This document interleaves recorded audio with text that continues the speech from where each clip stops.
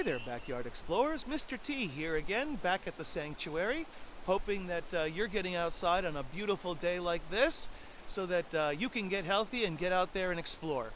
Now, you can see behind me we've got this beautiful, and you're probably hearing it too, this beautiful flow of water that comes in the early spring when we get all the snow and ice melt and we have all the nice spring rains that are going to increase the flows in our streams. But that's not what we're talking about today. Today we're going to be talking about something called phenology. Now, phenology, believe it or not, is a fancy science word for something that you already know what this is. You may know phenology as the arrival of the robins in the springtime, or the singing of the bluebirds. I always recognize it as the woodcocks, this wonderful little bird at the bottom of my yard making its sort of Muppet-like call, going beep, beep, beep, before it goes on its crazy loop-to-loop all over for its mating dance. You may know this as the first forsythia blooming. Basically, what we're talking about is harbingers of the season. Harbinger, again, is a sign of spring, a harbinger of spring, or a harbinger of the season. Phenology is the natural timing of things, is really what we're talking about today. So we're going to go around the sanctuary and see if we can recognize some of the phenology, the springtime things that are happening around here right now. Now, where you live, you might have different harbingers of the seasons, different phenology, but things that have a timing in nature. And it can be very helpful to scientists if you get involved and figure out what that phenology, what the timing is of those things around you. Scientists are using this to figure out things as big as climate change and use the signs of spring, when things bud, when things bloom, when animals show up in your area when they normally would on their migrations. These are the things that help them figure out, just how much are things actually changing and how much can we do about it. So let's go on a little tour. Right now I'm sitting in an area in this beautiful place where there's some phenology happening right now. Let's take a closer look. So right next to the rock where I was just sitting and speaking to you, we have all these plants that are blooming. Well, I shouldn't say blooming, they're actually not blooming yet, but all of them are leafing out on the forest floor. And you can see them all around us. I mean, they are really beginning to cover the forest floor like a carpet. And I'm going to zoom in a little closer to these because they have a wonderful and very appropriate name. This one right here you go. This is called trout lily. And this particular trout lily has a gorgeous yellow sort of bell-like flower. But the reason it's called the trout lily is because, well, it tends to look a little bit like and shaped like a spotted type of trout. So this is one of the harbingers of spring, is that all of this trout lily begins to show up on the forest floor. Whereas just about a few weeks ago, there wasn't any of it. There was just this little one right here, the spotted wintergreen. Now, these stay around all winter because of their ability to survive in the harshest of times. But now, as you can see, they got friends growing all around them.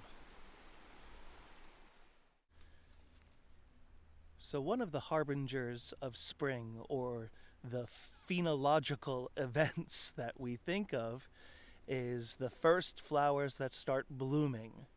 And out on the forest, here is one of those firsts. Look at that. And of course, with the first flowers come the first pollinators, the butterflies, the bees, the bumblebees, the other insects that we'll see around here. It's all coming to life again.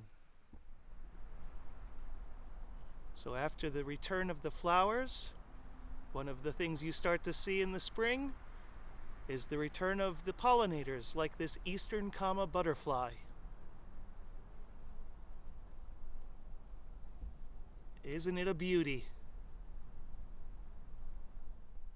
One of the other signs of springs here at the sanctuary, or part of our phenology, is the arrival of the ramps. And I don't mean these kinds of ramps. I mean these kinds of ramps. Ramps are actually wild leeks and highly sought after by a lot of chefs, which is why they can come into some problems with people over harvesting them and having them disappear and get wiped out from an area. So while I do like to collect foods from the forest and things like that, and mushrooms, and I like to do it responsibly. So there is some talk about limiting how much you harvest in an area. There's also talk about people just clipping off the leaves and leaving the bulbs so that they'll come back next year. But I am going to go take one of them right here and just dig it up a little bit to show you what we're talking about. Nope, didn't get it all. So I'm going to go and eat those. So let's see if I can't dig up the actual bulb so that you can see what we're talking about. There we go. So leeks, from the onion family. Not very big, but that's who we're talking about right there. There's the little bulb with the roots. And actually, you know what? I'm going to replant this one. They'll get bigger. But what I can tell you is that once I get some of the mud off of this, oh my gosh, it's absolutely scrumptious. A little bit of mud never hurt anyone anyway. Actually, there's good things in the mud for you. I'm going to come home with onion breath. Mrs. T is going to ask, what was I doing? Oh, that's delicious. So good. Yum. Woohoo!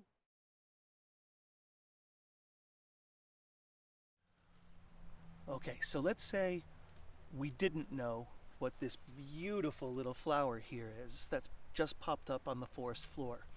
One of the first, in fact. So now I happen to know what this is, but let's take a look, because one of the tools that we can use, if you don't know, is we're going to use our handy dandy Eye Naturalist. It's like having me in your pocket, or not. So we're going to click on the Eye Naturalist. We'll bring it up. Those are all my observations. We'll go to the little camera at the bottom that says Observe. We'll bring up our observation. And what we're going to do is we're going to get a nice close picture of this one without our finger in front of the lens. Let's find, where do we have it over here? There it is. Oh, gorgeous. Now I'm going to try to get the whole plant in here. I'll focus in on that flower because that's really the most identifying. Not to mention, this is just one gorgeous picture. All right, we'll hit next, and then let's see what it brings up. It knows where we are, here at the sanctuary. Now the neat thing is I've also put a GPS boundary so that anytime we take a picture inside the sanctuary boundary, it automatically uploads to the CVH Sanctuary Eye Naturalist page and adds to our collection of life here at the sanctuary as we go. It's really cool. You can in fact do this in your own backyard, and it'll just keep doing that, or any other place that you consider an outdoor place that's important to you that doesn't already have its own place name. You can add that there. You gotta have 50 observations first, but you'll get that in no time. All right, let's take a look. What did you see? Let's click it. And what shows up but spring beauties. And I've got a pretty good mind that this one is actually, Carolina spring beauty. I was thinking Virginia spring beauty. So I'll hit the eye over here, which gives more information about it.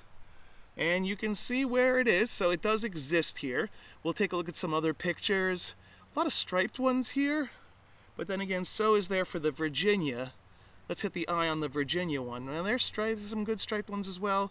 But I mean, that's pretty much dead on. And the leaves. And of course, there's other things you can check to really try to narrow it down.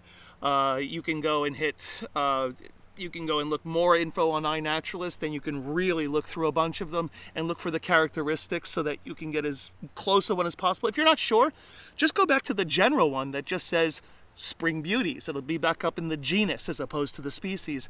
And somebody who knows these kinds of flowers will come on and they'll narrow it down for you. So it's perfect. You can even put what your best guess is and somebody will correct it if they think that you're incorrect. And that's okay, because that's how we all learn together.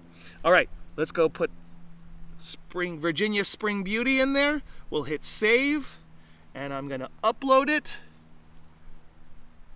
and we'll see how we do. Let's go find some other signs of spring, some other phenology. And now that you know how and what to look for this spring, get out there and get involved with some citizen science projects that can help science and conservationists, and you can have a lot of fun doing it. Go on out and have fun.